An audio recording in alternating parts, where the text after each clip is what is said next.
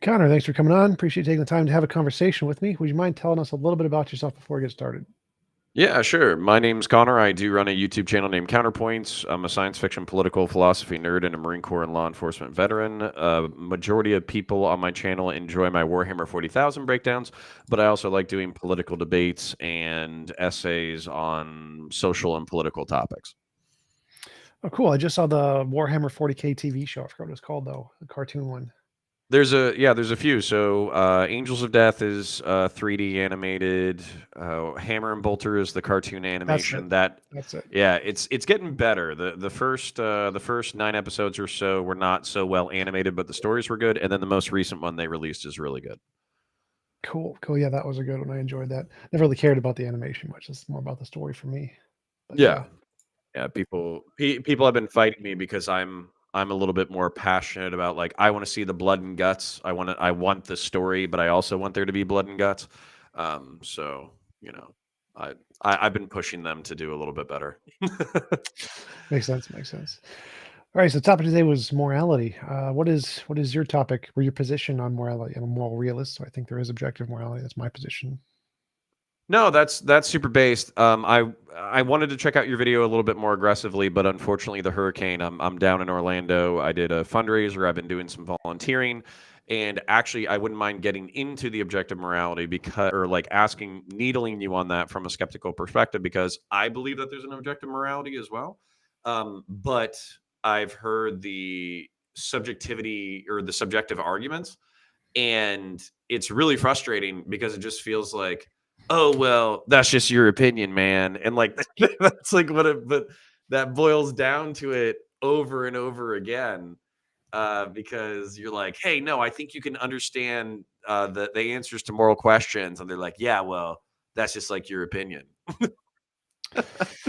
Yeah, that is the typical argument, because I mean, all of the evidence right now just says evolution. Evolution is the core basis of morality. That's all we really got. So any basis of objective morality is essentially a hypothesis more than anything. It's like, we think there's some kind of pattern here. We haven't proved it yet, just a hypothesis. And so we're essentially just exploring evidence right now. So So how do Right. you get away from, for instance, like what happened in the 18th and 19th century? There was some evolutionary Darwinism, kind of justifications where it was like, oh, these poor, these poor stupid idiots over here don't know how to properly run a civilization because of some racial pedigree, and because of that, they actually deserve to suffer. So therefore, we should be the prime people. So how do you get away from social Darwinism if evolution is your fundamental, like, building block?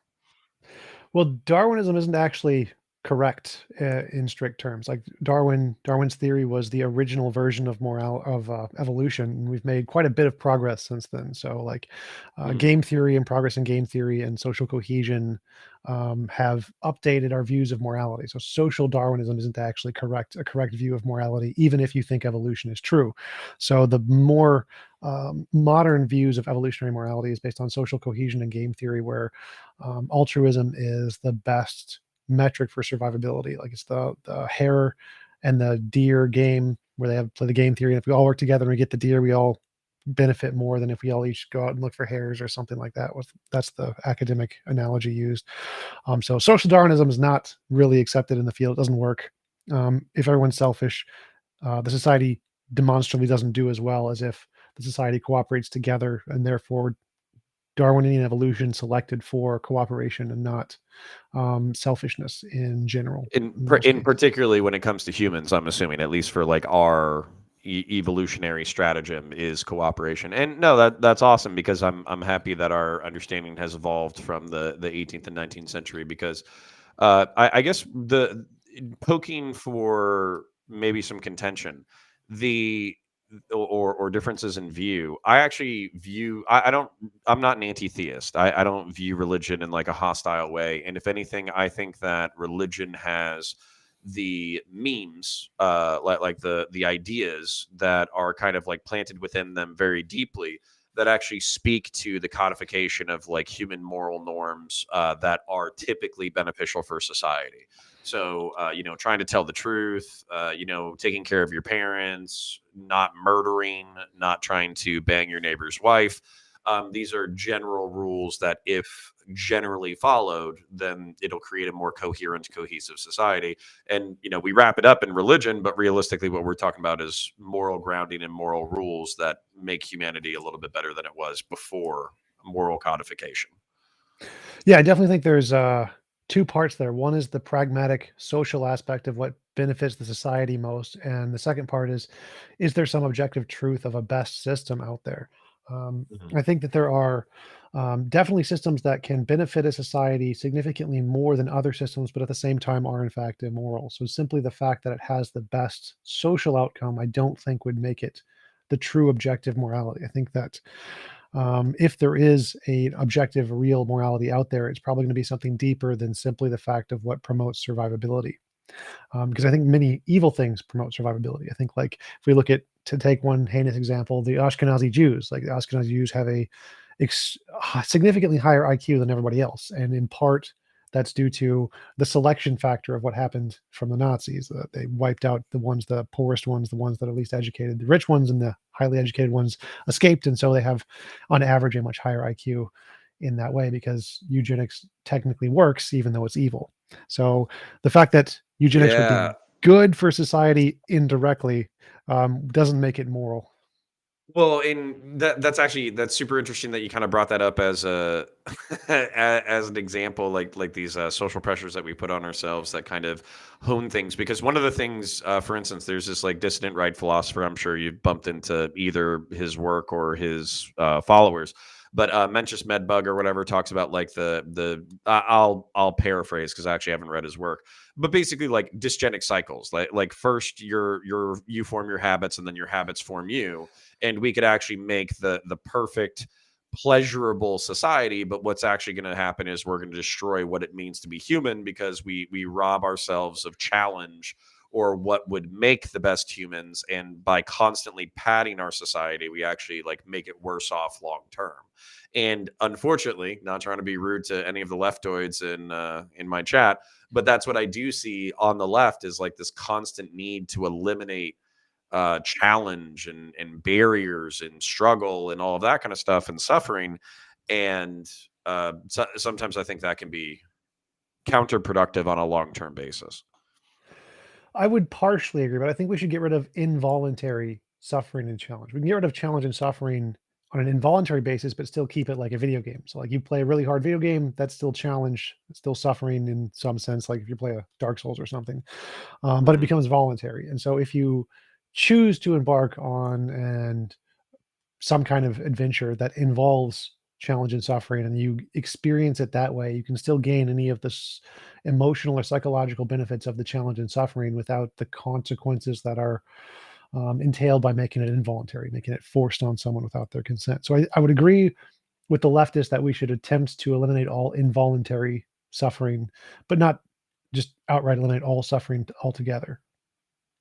Well, and so I can see Chemo Maki is like, I thought we were speaking about dysgenics. Yeah, what I'm referring to is basically like the society. I think Idiocracy is probably the closest summary of what I'm talking about, where there's the guy Gatorade who's, to feel to like water the fields, like yeah, genius. we're using Gatorade to water the fields because they sponsored the Department of Agriculture. There's the guy who's sitting in his chair that literally absorbs his poop as he watches like the TV show Ow My Balls, which is just a guy getting kicked in the nuts over and over and over again. And when somebody knocks on the door to try to come and talk to him, he says, "Go away, I'm baiting."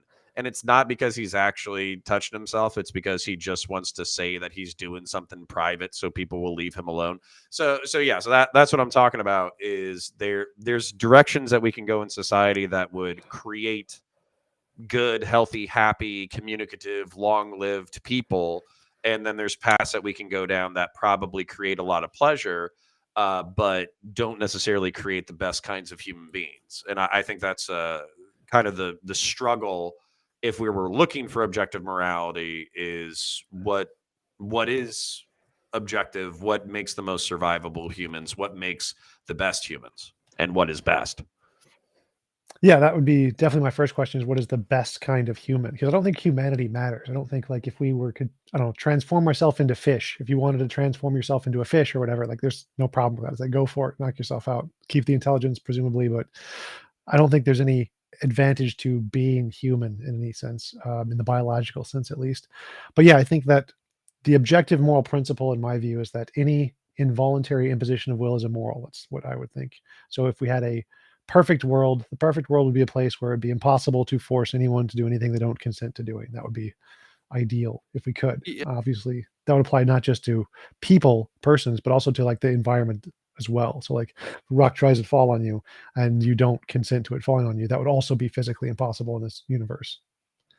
Well, I think we can get into there because there's some parts that I could agree that this would be from a human perspective, this would be the best thing from an individual human perspective. But then I also think we have to deal with like the laws of material reality and cataclysm and existing in space and exploration and colonization and all the things that we're trying to do as a species. And I also think that like there's a certain as a matter of fact, I'll just get into this because this could be a level of contention. So I'm not a voluntarist at all. I'm not an individualist. But I'm also not a collectivist either. The term that I've come into closely, or the concept that I bumped into closely, is like communitarian, which I've heard described as the balance between collectivism and individualism, and it actually came up from fascist philosophers and nationalist philosophers that I was listening to. They were basically making the argument that coming into the world, you are not an individual that is capable of surviving on your own. For the first like majority of your life, you are completely reliant on the collective, the community, your parents, people outside of yourself in order to survive. And then when you become aged, you're also reliant on the community, the collective in order to survive. So you're an individual in that you need to bring your talents to bear, benefit the society, et cetera, et cetera. But you can't claim that you're an island because you're not actually in significant portions of human life. You are not an island. And from your perspective, you would use this to try and ground a basis of morality, but do you think that basis would be a truly objective basis, or do you think it would be subjective in that it's limited based off of that particular society that you're envisioning, where everyone's not an island? Because it seems like the morality that you're constructing is in this one way the world could be where we're all dependent on our society to evolve. You need this kind of morality to function. But then if you Mhm. imagine a different kind of a world where we all were islands, say we had AIs that did literally everything for us and we could just survive on our own.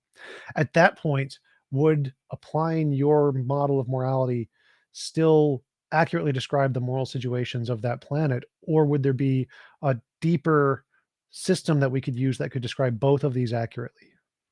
Yeah, so I think that would be the contention, because I think what you could do hypothetically is let's say that there was two different human planets, like where we find a similar Earth exoplanet or whatever, and you take my communitarian model and then you take your individualist voluntarist. I'm using voluntary, like if I'm using it improper, let me know, but your voluntarist model, and then you could just let the societies evolve for 100,000 years, and then you could just check in and see, what are the health outcomes, what are the lifespans, what are the responsibilities, who has better genetic health, who has the ability to explore the stars, and so I do think that the outcomes of evaluating humanity on that time scale would give us the answers. But I also think that we're chipping away at the same thing, but we probably disagree on our axioms. Well, that part I think I'd probably disagree with because I'd say that Mm. if we take two different planets and we change up the environment in some way, we could see that under certain conditions there are certain rules that would be beneficial. Like, say, don't eat shellfish. If you're in a place that doesn't have antibiotics and the shellfish carry bacteria, don't eat shellfish is a really great moral rule that comes from the Bible, and it would work really well in this system. They have no idea why, I'm but it happy. does. I'm happy you already got that, because like a lot of anti-theists or whatever, they are not. They're like, oh, you don't want to eat shellfish, you don't want to eat bacon, you stupid bastard. Like they get like really upset about it. And it's like, no, if you see Steve 3,000 years ago and he eats shellfish and then he dies, then you're gonna be like, okay, God doesn't want us to eat shellfish. Like It's not totally stupid. But anyway, sorry, that's a tangent. It's totally fine. So, but yeah, to go on with my analogy. So let's say we have these two worlds, and one says don't eat shellfish. But let's say they both say don't eat shellfish, but one of them has antibiotics and one of them doesn't. If we're going to take this as like a moral principle, we'd say that in the world which doesn't have antibiotics, this is a very good moral principle. In a world that has antibiotics, it's totally irrelevant. Like this has no value in this planet anymore. And so my analogy is meant to essentially illustrate the same thing I asked before, is if we take your model of this pragmatic system that we need this group cohesion to survive, that would be kind of like the having no antibiotics and we don't eat shellfish because we need this pragmatically to function. But if we didn't have this constraint, well, now we don't need this rule anymore. This rule seems to be kind of redundant, and we can get rid of it and replace it with something more fundamental. And that's what I would see as the problem with your model. If we try to just apply it to a universe or to a world and see how it evolves over time, that's really only taking into effect the pragmatic limitations of that world and not really the fundamental nature of morality that would apply to all possible worlds, which is more like what I would think of as objective. Well, and I'm okay with chipping away at that and trying to figure it out best. But just even within this example, antibiotics working on a certain planet, et cetera, et cetera. Like there would be an externality that I would take for the overuse of antibiotics. So, for instance, let's say that we create the rule: oh, everybody can eat shellfish, everybody can eat pork, everybody can do whatever they want whenever they want to, blah blah blah. But then what ends up happening is we overuse antibiotics to the point that we create like antibiotic resistant superbugs that then like wipe out half the planet. Now, you started with a stupid rule of don't eat shellfish, and but because you thought you were mitigating it with this brand new technology that's amazing and beautiful, but then you end up creating superbugs. And I think we even see some of these things, not that they're all bad, but these are like evolutionary filters that we're moving ourselves through. For instance, like globalization has so many benefits. Like we actually don't know the amount of wars that we're not fighting because we're economically interdependent between nations, right? Like we have no idea what conflicts would have looked like if we maintained the purely nationalistic model. But that being said, we also have diseases that can spread across the planet almost instantaneously because we have air travel and ship travel and all that kind of stuff, and we don't seem to have the ability to counter disease. So that's what I'm saying is it's tough to know what's truly true when you have all these externalities that you can't calculate for, because the limitations of the human mind are there. Right. So you'd have to start with one particular example and figure out in which cases is this a good social moral system and what makes it a good social moral system. Like, what is the criterion that makes this relevant? And if we can change that criterion and it's not relevant, why was it relevant? What is the thing that we were interested in that made us think about this principle in the first place? So you can take any one of the examples you picked. Why do you think that is an important role? What makes that morally significant? Yeah, and I think if you're poking at the bottom of it, you're really trying to hit bedrock. I do think it is like survivability, and then also passing on to the next generation, and then being healthy and happy as much as possible within a human life. And I do think that there's like different stages that you could evaluate. This is something that I'm trying to do because as I get older, my body's more broken, et cetera, et cetera. I get a little bit more depressed about aging and mortality. Basically what I try to picture is, what does an ideal 30-year-old, 40-year-old, 50-year-old, 60-year-old, 70-year-old, 80-year-old, 90-year-old human look like? And what's the ideal version of myself within that, I don't know, that archetype? And so then I have a goal to strive towards that I will fail, but at least I have a goal to strive towards. So how would you answer that? What do you think the difference would be between an ideal 30-year-old and an ideal 80-year-old? Limitation. Basically like an 80-year-old isn't going to be as physically capable as a 30-year-old. So there's going to be certain things that a 30-year-old's going to do that an 80-year-old isn't. And then I think within limitation comes different roles. For instance, like we archetypically think of like old people as teachers and passers on of wisdom, and dealing with children and all that kind of stuff, and grandchildren. I think the reason why we deal with that is because of physical limitation. The parents can go work, the parents can go be productive as younger versions of themselves, whereas the grandparents can help out with family and create social stopgaps in order to help the society continue to perpetuate. And then by also tying them to the younger generation, whatever lessons they learned as living beings, they can then pass on to the kids. Whether that's a good thing or a bad thing is a different thing. But that's kind of my point, is that archetype came about because of subconscious limitations that we probably didn't even we don't even articulate as a society. They just occur. Well, what if we get rid of these limitations? So let's say one of the limitations is obviously physical strength. Like a 20 or 30-year-old is probably going to be a lot physically different than an 80-year-old, most of them at least.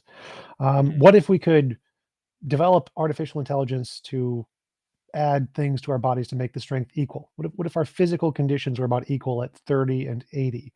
Do you think that this principle that you've described would still be relevant morally, or do you think at that point the principle really doesn't describe what morality would be anymore? Yeah, I've thought about this, and the truth is that, I think that there's always going to be an externality. For instance, let's say that we started. I'm a big fan of the Warhammer 40,000 universe, and there's different kinds of transhumanism in there. One of the transhumanism is Raleigh biological genetic engineering, where Space Marines, they're basically 8 foot tall, genetically engineered demigods of war. They don't get cancer. They don't, they barely age. They can live to be 1,500 years old, and they always die in battle. They don't die from disease. So, I think that's one way that you could go. But I think that with that kind of bioengineering, transhumanism, or whatever, eventually what would happen is you would have different forms of cancer or dementia or new forms of disease that would come with a biological aging process. Then, if you were talking about robotics, which is basically the mechanicum of Mars, they like to slice off limbs and throw things in preservatives and minimize the amount of human element to the point that they're basically not even human anymore. And for that, I think they evolve into something that's no longer recognizable as human, and they lose their humanity as they evolve. So that's kind of where I think there will always be an externality that you can't calculate while you're harnessing these technologies. Right, but the externality here would be essentially morality. Morality would be the externality in this case. What is it that makes something moral in world A? And if we take that principle, moral principle of everyone should be the ideal human at 20 and 80 or 30 and 80, like you described, if we take that same principle of however you describe it and try to apply it to this new universe, it doesn't seem to apply anymore. So the externalities, You whatever can they you can are, do ideal human at any point in your development, and then I think it still sticks, because then your variable is as movable as all the other stuff. Unless um, you don't assign any value to humanity. well, I don't really understand what you mean, because I don't think that, I think consciousness matters. I don't think humanity matters. I would say that um, as long as you're a conscious entity, it doesn't matter what kind of physical form you have, whether it's human or fish or blue alien or space marine. I don't you choose. I think you should choose. Um, Mm. but you keep mentioning that there are these social expectations that you have that are imposed on you and that are required in order for the functioning of the society. Now, say we could get rid of that. Say we had the technology to give everyone immortality, no more death, no more cancer, whatever, as far as we can tell, to like quantum decay or energy heat death or something of the universe. Mhm. At that point, why would we still apply these cultural expectations onto people? Would that really be the most moral system, or would it be more moral to have a system of individuality where we can give everyone their own choice or total freedom over their own life as much as they want? From your perspective, why would you say we should still impose these social limitations on people once we have solved all those problems? Because one, I don't think these problems will be solved. I don't think bioengineering, hacking, like I said, I think there will always be these mortal externalities on it. Two, I think when robotics, transhumanism, I do assign some level of value to being human. I think it is the way that we were designed, and if we evolve in the future, that's cool. We can be whatever the fuck we're going to be then. But I think you're kind of saying you can choose. And also, when you're talking about immortal consciousness, you're assigning a value to consciousness. Here's the thing: is that there is a horizon even for consciousness, that even an immortal transhuman techno being would not be able to escape. So there will eventually be the heat death of the universe. There eventually will be, black holes sucking in all material back into the thing. So you will at some point either stop functioning in a cold dead universe, or you'll be sucked into the singularity and be part of the material that spawns a new universe.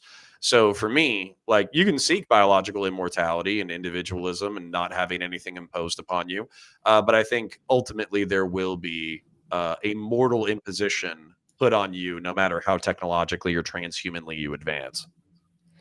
Well, so there's two things there. One, even if we grant that and say that's true, which I don't accept, I think that we will be able to harness the vacuum energy of space to be able to gain it, perpetual energy, essentially. But even if it was true, once we're at the point where we live for 80 billion years until we wait for the heat death of the universe, we don't really need any social obligations. There's no point whatsoever at that point. It's not going to benefit anything or change anything once we get to that level of technology.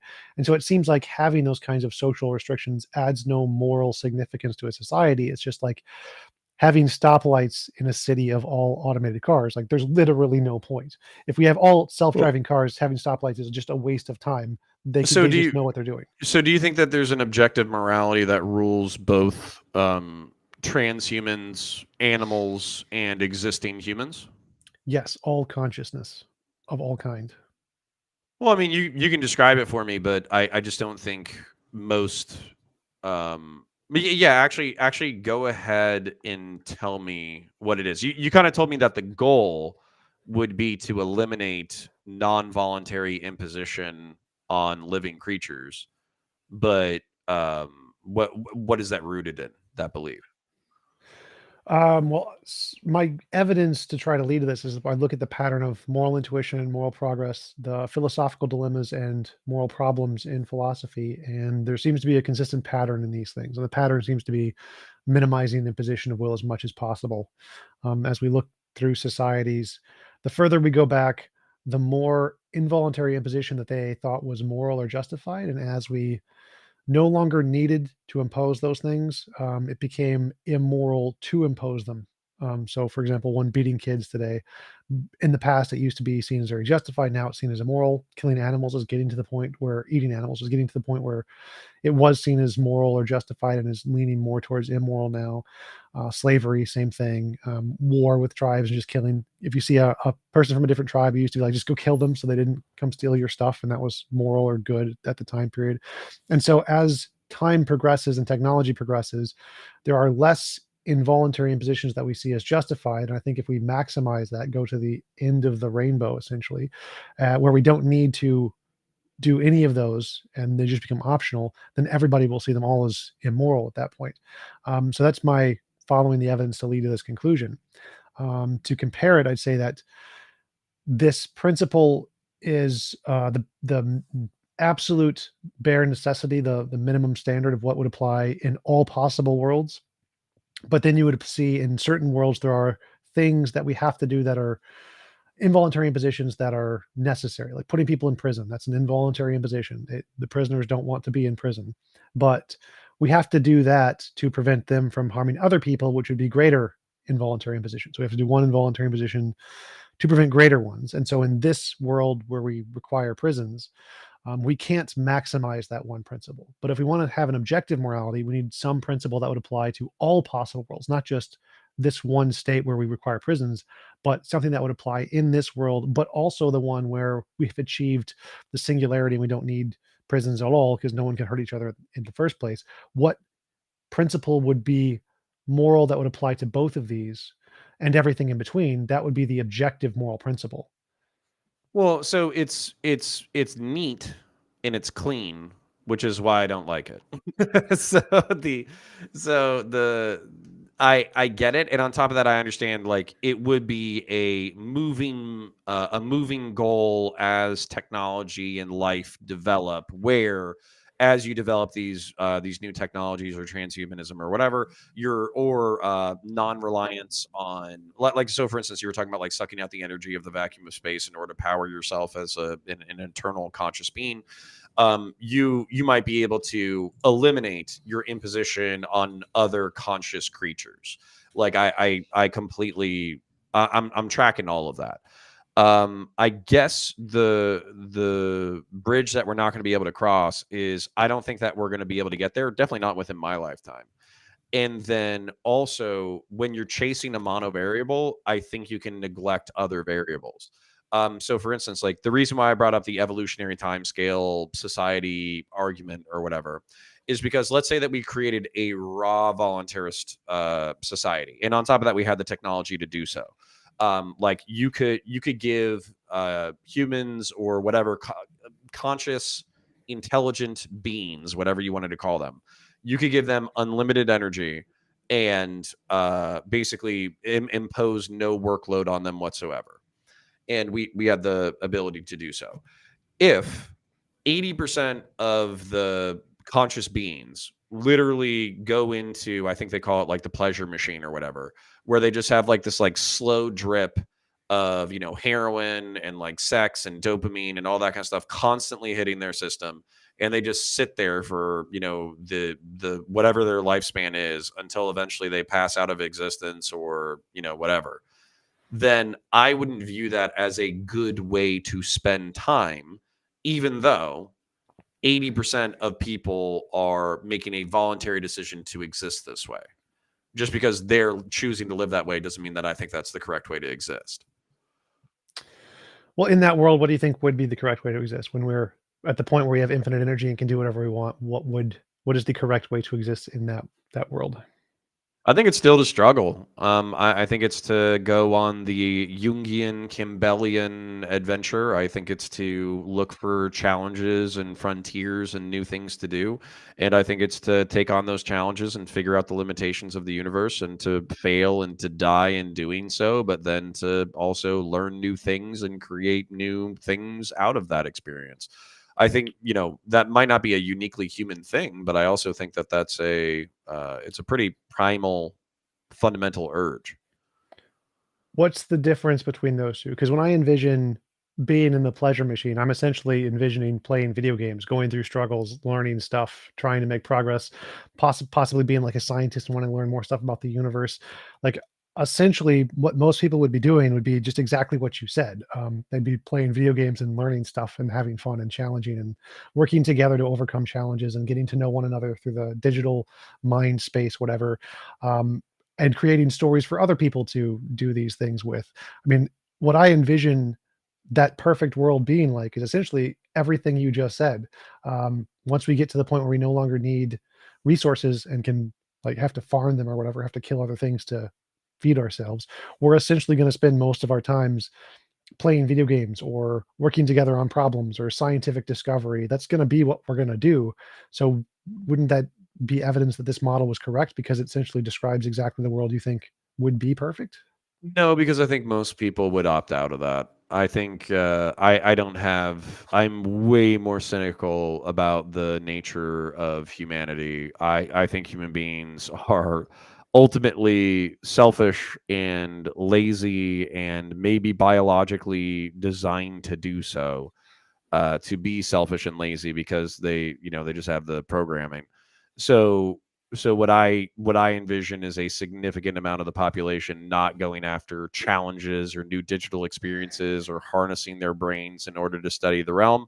I think what they'll do is they'll watch the Kardashians or the transhuman equivalent of the Kardashians and eat Doritos and the digital transhuman version of Doritos. And I think they'll do that because of an innate law, but power that humans have, which is we want as much as possible with as little cost as possible, and then to enjoy as much as possible. Well, do you think more people watch the Kardashians or play video games? I'd have to look at the numbers, to be honest. I mean, I'm sure video games because everybody does video games, but Right. but how many okay, but how many people are playing, I don't know, what's like your most how many people are playing StarCraft 2 at an elite level versus people playing Candy Crush? You know what I'm saying? Wow. Well, I mean, I don't know if the elite level matters, because the point of learning and discovery isn't to be at the forefront of knowledge. Like if that was the goal, like literally no one will ever achieve that. But um, if your goal for, because I think the purpose or the goal of objective morality would be to progress from where you are, not to be the best in the field, essentially. And so as long as you're making progress and learning, I think that is achieving the goal of humanity. So if you're learning StarCraft, but you're like a bronze level player and you're absolute garbage, but you learn how to like micromanage a little bit, or you're doing a little bit of micro, you've made progress. You're doing the thing. You're doing the human thing of Well, learning or whatever. yeah, so actually this is a question that somebody asked in chat that I'm kind of curious about. So they were saying like, well, this is a very human moral frame. What do you do with you know, lions or tigers or apex predators or owls that are designed to survive based off of an imposition on other living creatures? Like, do you kill them because they're no longer necessary? Do you kill their prey? Do you kill the predator? Like, do you like what do you do in order to minimize the involuntary imposition of will between living creatures? Exact same thing. We give them infinite amount of energy, and we'd upgrade their intelligence so they have some minimum level of rationality and can understand things. And then we'd also put them in the same world where they can have a world and generate artificial right mice or whatever to go hunt that aren't real mice, and they can go Well, enjoy yeah. their video game. So this is like actually so this is it's kind of funny because DJL says cat heaven is mice hell. And what, what I was thinking about was dude, this is like the Matrix, but you're like the Matrix is based actually, and we should do the Matrix. Like that's pretty much what I'm hearing.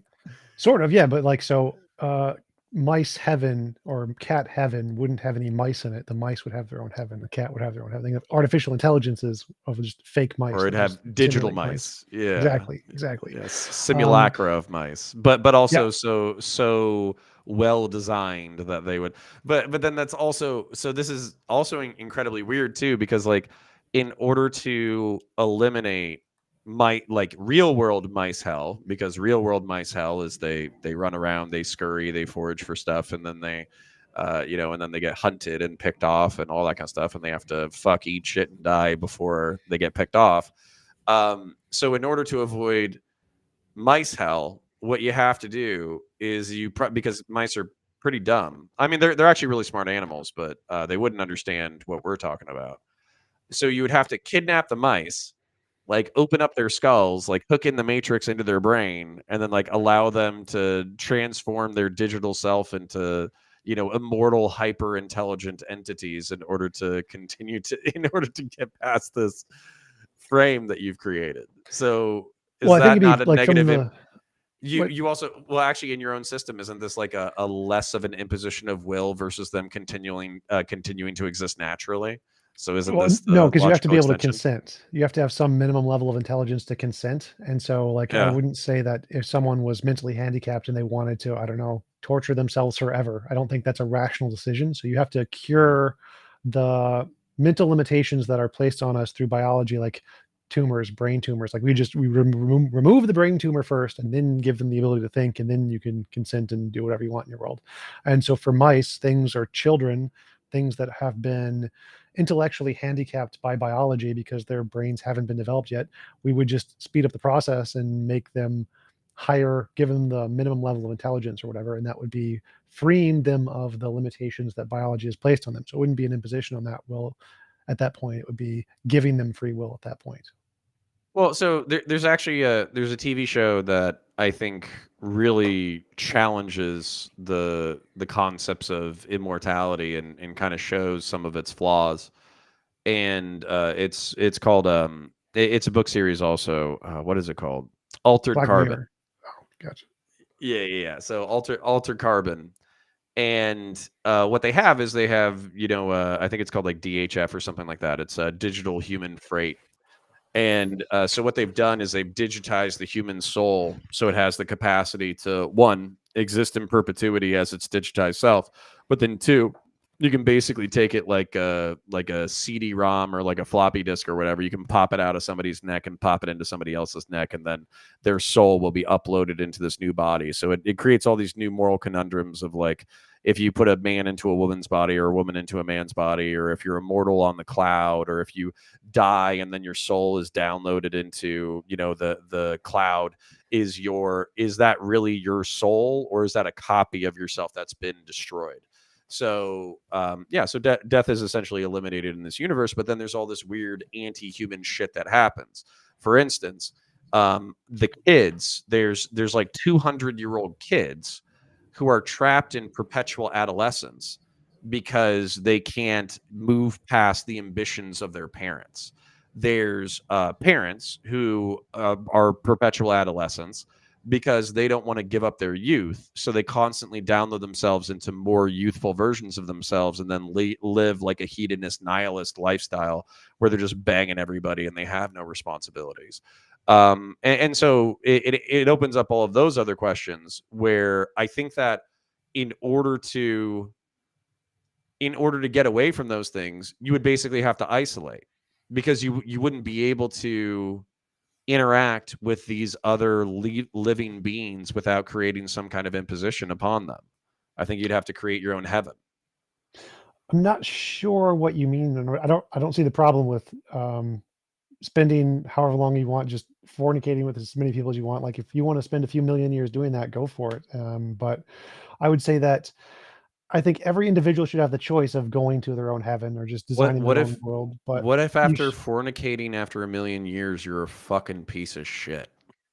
then Like you can change. So like what if it's like there's there's the story in Hinduism of the gods and Buddha and people who have lived in reincarnation for millions of years, and they've gone down the rabbit hole of evil and just all the evil things for millions of years, and they get to the bottom, and then at that point they're like, oh, okay, I want to try something new, and then they start going the other direction. So I would see no problem with people going down the road of just hedonism for however many millions of years they want, and if they want to choose to, they can start going the other direction. They can change directions and explore different routes and go for it. digital samsara.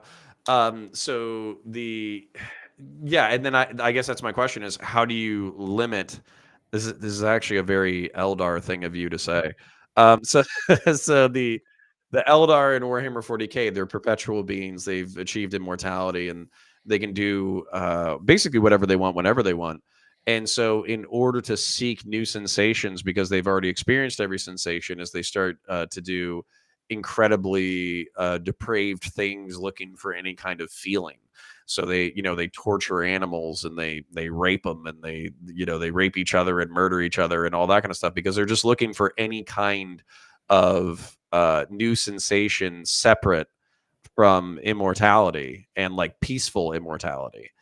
And and so that's kind of my thing, is I don't know if the moral bedrock of humanity is mortality and fear of a higher power. I don't know if that's what keeps human beings in line into what we currently view as moral. But I sure as fuck wouldn't want to find out either. Well, I wouldn't say immortality is the moral bedrock. I'd say free choice is. And so if you want to be immoral, you should have that choice. And if you want to end your own life, you should have that choice. So I wouldn't see a problem with being an Eldar for several reasons. One, I can just erase my own memory, problem solved. I can watch Kung Fu Panda and be like, that was a great movie. Then I can erase my memory and then watch it again and I get just the same response. So there wouldn't be much, it wouldn't really be hard to find new experiences. There would be a limit on what you could do to other creatures, because if they don't consent, you can't do anything to them. That would be like a law of physics. So it'd be literally impossible to force any non-consenting being to do anything they don't consent to doing. But other Well, than that, wouldn't this necessarily imply like the digitization of things that are so near to living sentient creatures that you can do whatever you want to, because they're no longer living sentient creatures, so you can have whatever experience you want? Doesn't this necessitate like the creation of like, I don't know, AI child pornography, or AI coliseums, or AI zoophilia? Like, doesn't this sure, I don't see anything wrong with any of those. Like, if it's just an right? AI, it's not a real conscious agent. It's just a picture. It's essentially no different than a picture, and that's not. I don't really see that as immoral. Well, yeah, so I guess that's something for me, is like I would still want to retain some level of what it meant to be human prior to the transhuman experience, and I don't think that eternal consciousness is the sum all be all of existence. And I do think that we will have these limitations. So I guess my problem, not my problem, but probably the bridge in this conversation that we're not going to be able to gap is like, what if you were God? But what if every other living creature were God? And what if we could give everyone godlike power, and the only rules that you could have is you could not violate the godlike power of other living creatures? That's pretty much the question you're asking me. So it's hard for me to grapple with because I don't think it's technologically, biologically possible. Well, I mean, I definitely think it is. Like, it's logically possible. There's no logical contradiction. So that would be the first stage. Secondly, is it technologically possible? Yeah, I mean, literally, we can build the matrix and just do this, essentially. That's something that is technologically possible and will be in the next 1,000 or so years. So it shouldn't be too hard. And then, So, but mhm. beyond that, we So can you think literally we'll be able change to the laws of biohack physics. to? You think we'll be able to biohack past human mortality? Past human mortality. I don't know what you mean. Like future human mortality will be able to be fixed. We can't like go back in time and unmortal ourselves. So this is my thing, is like there actually is a biologically immortal creature. It's the lobster. But what the lobster has to do is it has to constantly grow. And when it grows, and it's very vulnerable during its like molting stages, where basically it has to molt, it has to create a new shell for itself. And what can happen is if it's injured or if it's in its molting stage during its most vulnerable stage, it can be injured by disease or predators or whatever. And so that's why lobsters die. I don't think they're technically biologically mortal. So what I would expect is that human beings would try to CRISPR themselves with whatever, like lobster shit that, basically mortality has. And then what would end up happening is we would create fucking some kind of new human hybrid lobster cancer. Like that's what I would expect. Or, there would be some kind of biological leukemia or biological Alzheimer's, where like, or the neurons, the neurons that you would build within your own skull would be so duplicated that you would actually run out of space in order to duplicate new neural pathways for your own brain. So like you can say like we can just get nanites or some shit in order to fix all this shit, but for me, we're talking about like the amount of revolutions and evolutions in technology that you're talking about are, for me, they seem like 1,000 year off, imperfect, and as likely to kill us as they are to fix us. Well, I don't see any of those as really big problems. Those are actually pretty easy problems to solve if we could control biology at that level. But I don't see why that would matter. So if we're talking about an objective morality, like what an objective morality means, a stance independent normative facts, that would mean that the system should be able to describe what is moral, not only in this world at this time, but also what is moral 10,000 years prior, 10,000 years in the future, 10,000 years after that. There has to be, if this is truly an objective stance independent morality, then it needs to describe what morality is from all time frames. If it's only relevant to a particular time frame, then it's subjective to that time frame. It stands dependent. And so when talking about objective morality, we have to take all logically possible worlds, not just the ones we can imagine are physically possible or metaphysically possible, given what our science can do, but all logically possible worlds, worlds that have no logical contradiction, P and not P. And if there's an objective morality, it would have to be able to describe all of those systems and be applicable to all of those systems. And so what I think does that is this no involuntary imposition of will definition. And then we can say, okay, given that this is the objective definition, we can try to apply it the best we can given our pragmatic limitations. We get as close to there as possible given what we do. So we're gonna have to keep stoplights, Well, keep prisons, because but so go are ahead. so are animals immoral because they're not striving to fix this problem? Well, striving to fix the problem doesn't make you moral or immoral. That's a separate thing. Just any involuntary imposition of will is immoral. So I'd say if it like an animal was able, had the intellectual ability to consent and killed another animal, then yeah, it would be immoral. So is it acceptable because it's like a necessary imposition of will? So for instance, like if an owl kills a mouse, owl's got to eat, right, in order to continue to survive, and Yeah, it'd be it has the biological drive to continue perpetuate its consciousness. So, insofar as it's meeting its own limitations, it's not an immoral act because it's only acting in the need to perpetuate its own survival. Well, I'd say it's a justified immoral act. Still immoral, but it's justified. So you have a Okay. justification for doing the immoral action. Okay. Then I'm still tracking so far. And then, yeah, I guess we just disagree on whether or not this world is possible or whether or not it'll have externalities. As a matter of fact, somebody in chat kind of reminded me basically my question. So, I know we're positing hypotheticals, but do you think that what we will do is digitize consciousness, or do you think that we will kind of matrix ourselves where we'll have a biological form, but then we'll like hook into a digital thing? So is it going to be like a hybrid, like biological and technological, or is it going to be raw technological? It's definitely going to be a hybrid. So the first stage is going to be fusing our brains to AI brains, essentially. And then once we get to that stage, we're going to be able to fully technologize our brains, our biology. So we're going to be able to fuse technology and biology to make it more sustainable than simply biology.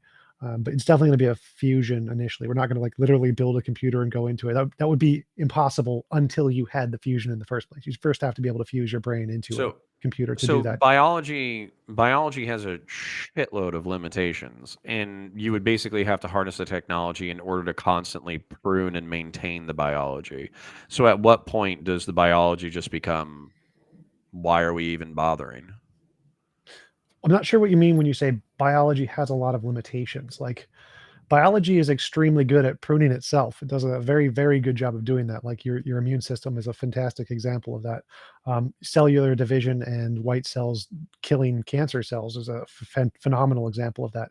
They're not perfect, but they work at like 99.999 something percent success rate. These are very, very good systems, and we'd only have to change them slightly to make them even better to like the almost indiscernibly between 100% success rate. And so I don't see the biological limitations you're talking about. I see more that the fact that our current biological systems are a result of random evolution, so it has a lot of bugs, but we can fix those bugs pretty easily. And once we do, those problems go away. Yeah, so I guess my the reason why I'm more skeptical is because for me, by like the reason why we develop cancer and the reason why cancer is so random is because of the trillions of dollars of or not trillions of dollars, the trillions of like cellular replications that occur. So it, like you said, it has a 99.9% success rate, Was about but to say, like, were you one of those Bill Gates does computer chips things, like the trillions of dollars created cancer? Like, whoa, no, whoa, no, whoa. no, no, no, no, no. But what I'm saying is, on we're talking about like a immortal horizon, where we're talking about like almost an eternal horizon, because you're basically saying you can avoid the black holes and the singularities and all that kind of stuff that's out there. You can just suck the energy right out of the vacuum of space in order to perpetuate consciousness. So my point is, why? Like why, if we're talking about AI, if we're talking about the fusion between human and computer, why would the computer part of ourselves, the AI part that's as smart as we are or smarter, why would they hold on to biology at all? Why wouldn't they just let that part die? You could, but there'd be like they're both computers. Like biology is just a kind of computer, just like silicon is a kind of computer. So, I mean, it'd be like trading an SSD for a hard drive or something. Like you can choose either one; they both work. So biology is just a kind of computer. But I did want to mention there are several animals that essentially are immune to cancer, like elephants and mole rats and whales. So biology on its own can prevent cancer if we just utilize it. But yeah, like you could eliminate biology and just go technology. I wouldn't see any difference because for me, what matters is the consciousness. As long as you have consciousness, I don't care which medium produces the consciousness. Yeah, well, I think the thing that a lot of people are afraid of, or it's partially what I'm afraid of, but I'm also just kind of take reality on its own, is the fact that if we did create AI that's smarter than us, if we did create these cyborg whatever things, if we did perfect biology, or if ultimately the robotic intelligence decides that, you know, metal and microchips and raw rare earth materials are better things to build with than the biological, then that part of us would die, but we don't understand that level of consciousness. We don't understand if it's truly conscious or if it's like a replication of consciousness. So then the joke is like a factory on Mars that creates Funko Pops, but it doesn't remember why it's making Funko Pops, and it just does that for eternity. And so that's the fear, is like soulless consciousness perpetuating forever for no point.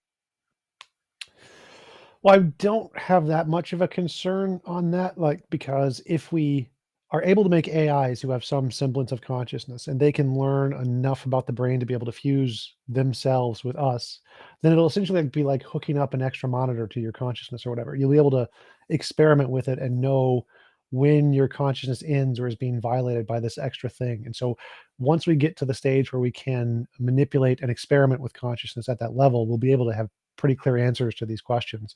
Obviously, we don't now because we have no idea how consciousness works. But once we get to that level, these are going to be the first things we're going to learn about when discovering what consciousness is. Yeah. So Marty Mad Scientist, this guy keeps referencing anime cartoons. No. Altered Carbon is shot IRL. Fuck you. but the but no, and the reason why I keep referencing parts of science fiction is because frankly this is a lot of things that are speculative and in the future, and on top of that, like, everybody disagrees on the horizon. So I don't know, like, I'll just ask this question: what's your horizon? When do you expect humanity to have digital immortality, like, dialed in, and when do you expect them to have some level of like hybrid computer human consciousness interface as a possibility? That's a really good question. So we've actually made a lot of progress in extending the life of biological systems like mice. We've been doing experiments with mice where we increase their average age by 25% by replacing telomeres. So for humans, that would mean our average age is going to be about 115, 120. But we're making a lot of progress recently. The consciousness one is hard because it's such a strange problem. Like, we're making tons of progress with AIs. If you just go to 2 minute papers, phenomenal YouTube channel just goes through all the insane things artificial intelligence can do now, which is just creative. Like, identify dogs, draw a cartoon impressionist dog playing the violin, and it'll just, you just type that in and it just draws hundreds of these. It's amazing. And so we're closer than, like, probably next 50 to 100 years we're going to have some genuine AGI level of intelligence. And then when we apply that to trying to learn about consciousness and um, integrate with biological consciousness, that's, I have no idea because we have no progress on what consciousness fundamentally is. And so how long that'll take is probably another 50 years, maybe. I don't know, maybe less, because if it's an AGI and it's faster, it'll take even less than that. So within the next 100 years, we're going to be close, as long as we don't blow ourselves up or something. Yeah, and I guess there's this old article that I think about often because I'm not as optimistic as you are, but it was written by, I want to say it was in the New York Times, and it was like, man will not fly for another 3,000 years. And it was written in like 1910 or 1911, like a week before the Wright brothers took off. Yep. So Yep. that's where I don't want to be like, no, we'll never figure out biohacking. We'll never figure out CRISPR. And then like we figure out CRISPR in 30 years and everybody's living to be 150. And it's like, no, we'll never figure out, digital hybrid consciousness. We'll never be able to figure out how to merge consciousness with the AI. And then like by the year 2100, when I'm alive, I'm like hooked up to the thing and I'm having a digital conversation with you where you're like, you stupid son of a bitch, I told you about it and you didn't believe me. So like, I don't want to I don't want to step on it, but I'll tell you, maybe it's the cynicism or the conservative in me. I'm planning on living maybe another 30 to 50 years. And that's what I'm planning on. And the reason why is because I think there are a lot of medical advances, but I think a lot of those medical advances are going to the richest people in our society, and I'm not rich. I am planning on these advancements, like, for instance, figuring out whatever lobsters and rats and sharks and whatever fucking animals that you guys like that don't get cancer and don't age. I'm figuring out, I think that splicing is probably going to take like, I don't know, 50 years to 100 years of research. And what's going to happen is there's going to be side effects that we're not going to count on. There will probably be a new form of Alzheimer's or a new form of cancer that springs from, genetic manipulation of us and other creatures. So I'm just counting on basically like the Titanic, it was supposed to be like one of the most modern, exciting ships to ever happen. I'm expecting there to be a space Titanic. I'm expecting there to be a gene manipulation Titanic. I'm expecting there to be a digital human hybrid consciousness Titanic. And I expect that I am more likely to be either dead before then or a passenger on that Titanic than I am to be the survivor of it. I find that unlikely because the percentage of people who died on the Titanic are far fewer than the people who lived through the technological advancements produced by building it. So I find the probability of that happening. I do agree that those things are probably going to happen, but the percentage chance you're going to be one of those is probably going to be small. The number of people affected by I'm those saying, is going to be or dying poor, or dying poor in the background.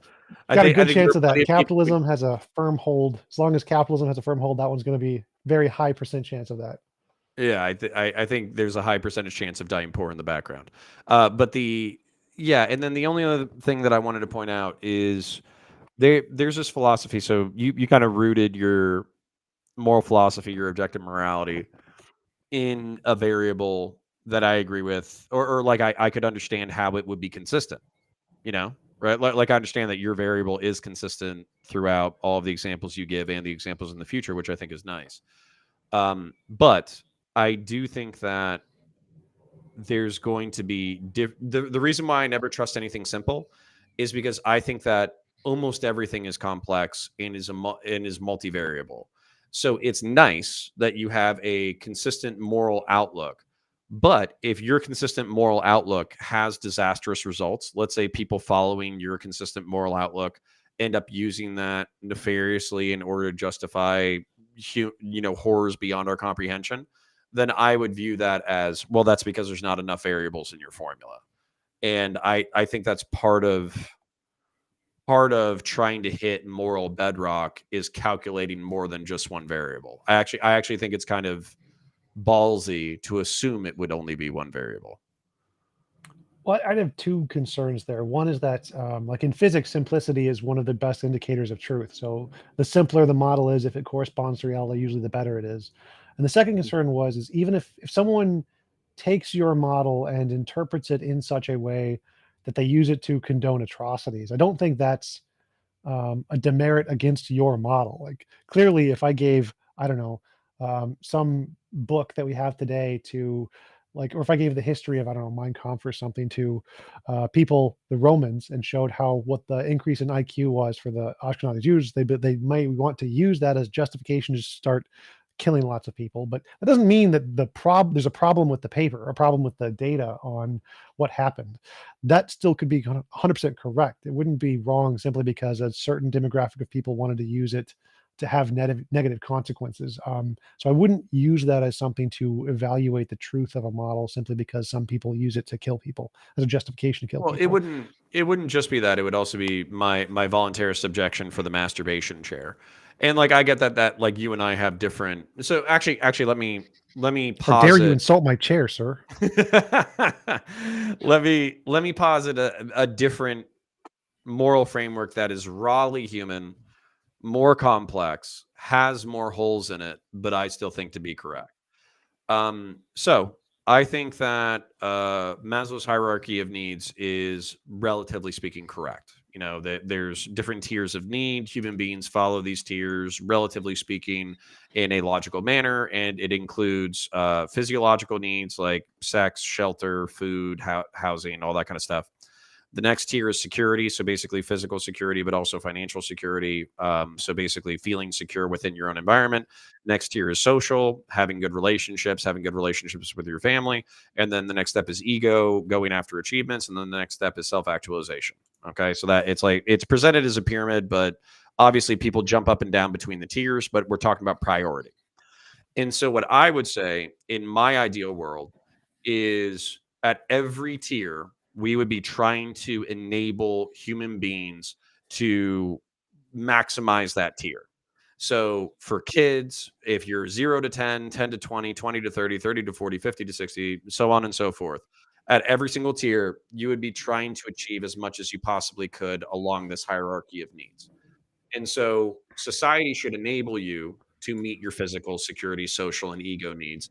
And then it would be up to you, kind of like you were saying, with self actualization, for you to decide what self actualization means. What does it mean to be the best version of yourself within your own frame? And then society should enable you to basically climb that at all points in your life. And so I think that we as a society, regardless of biological or technological limitation, could enable people, particularly for the first like 2 to 3 tiers, to try to enable them to be the best human beings as far as we understand human beings to be. And then the ego and the self actualization would be up to individuals to choose. And that would be kind of be my model, regardless of technological advancement, limitation, or whatever. But I expect human beings to remain human beings. And I do put some level of value on remaining human beings rather than transhuman consciousness. Wouldn't that be in conflict though with like the Maslow's hierarchy of needs? Because maybe your self-esteem or your self-actualization could be becoming transhuman. I don't think that. I mean, I Sure, would and I agree. expect Like, yours is. yeah, definitely. I'm going for giant blue tentacle monster. That's my goal. But I think that How much I of would that will be agree. biological and how much of that will be technological? I'm Are the going are the like, tentacles going to be biological or are they going to be robotic? What's oh, the they're soul what's the tentacles, system? spiritual soul tentacles. I'm taking them from the spaghetti monster, and then some from Okay. like Jesus. Get some Jesus Okay. tentacles in there. But So you'll be like a space squid, like uh, just kind of like just like floating through the void. All right. Okay. Cool. yep, Got it. yep, yep. Jewish squid space zombie. That's right.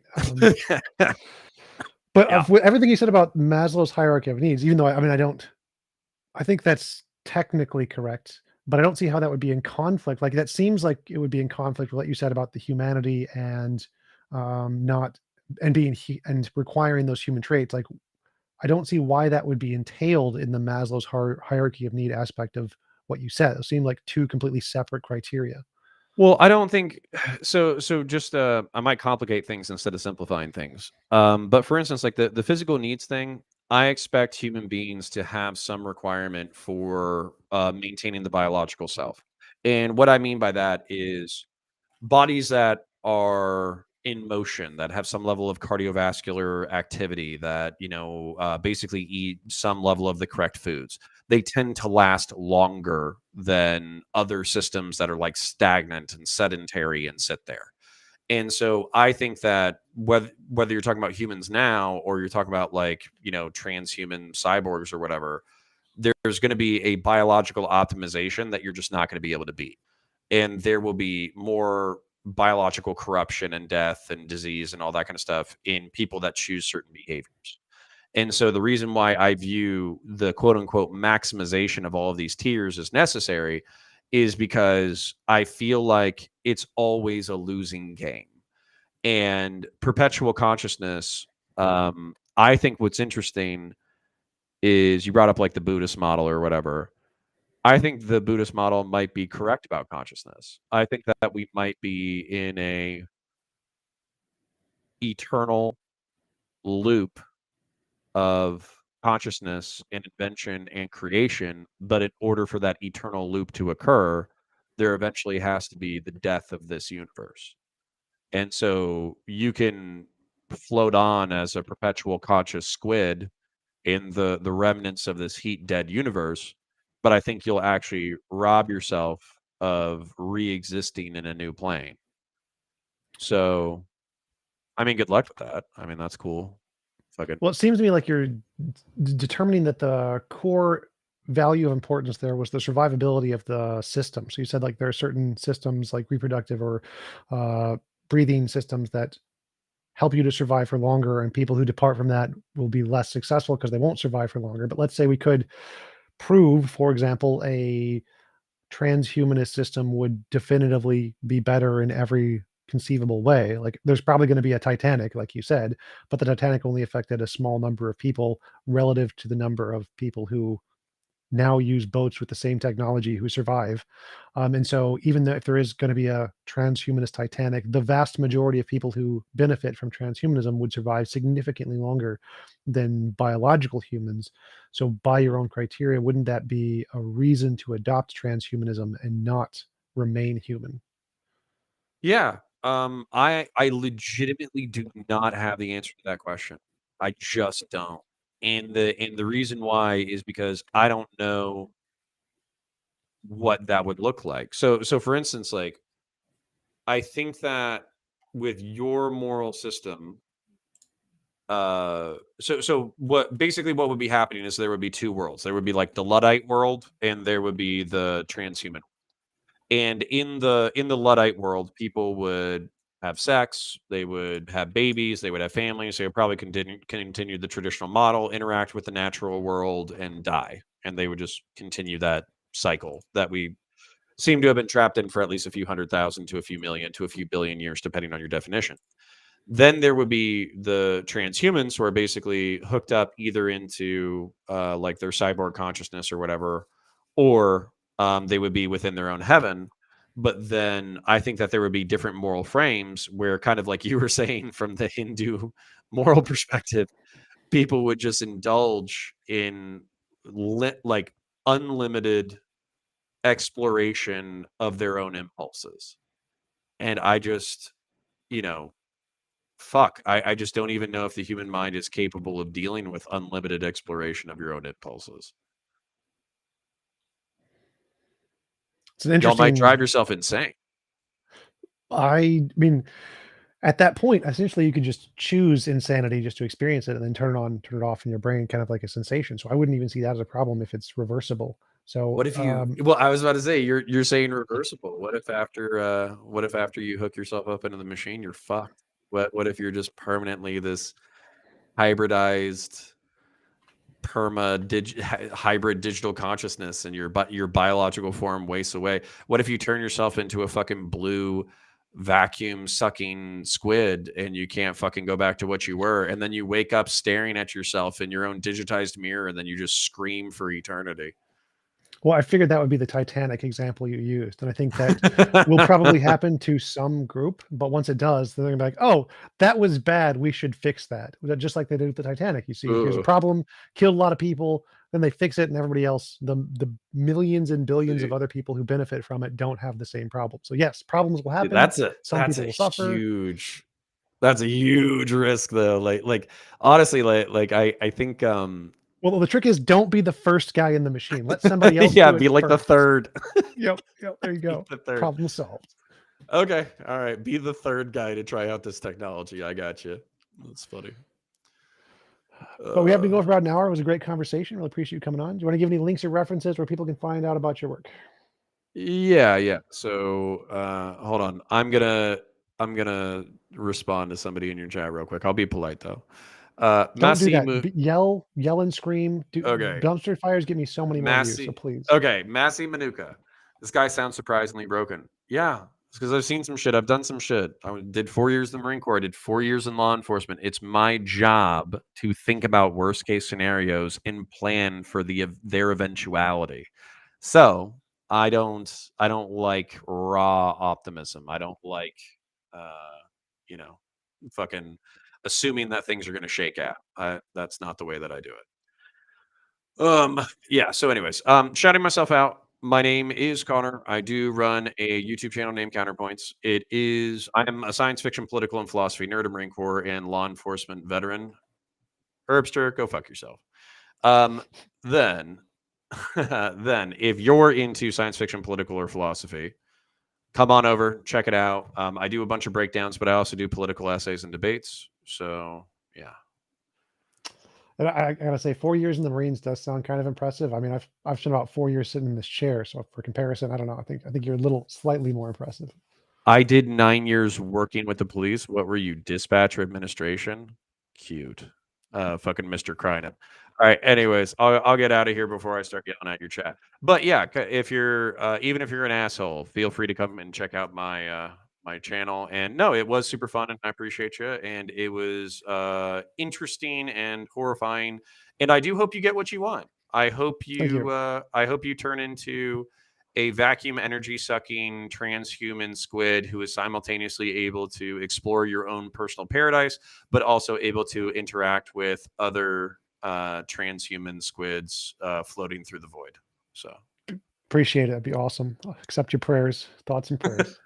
all right. All right. Thanks again for coming on. It was great talking with you, and I hope you have a wonderful rest of your night.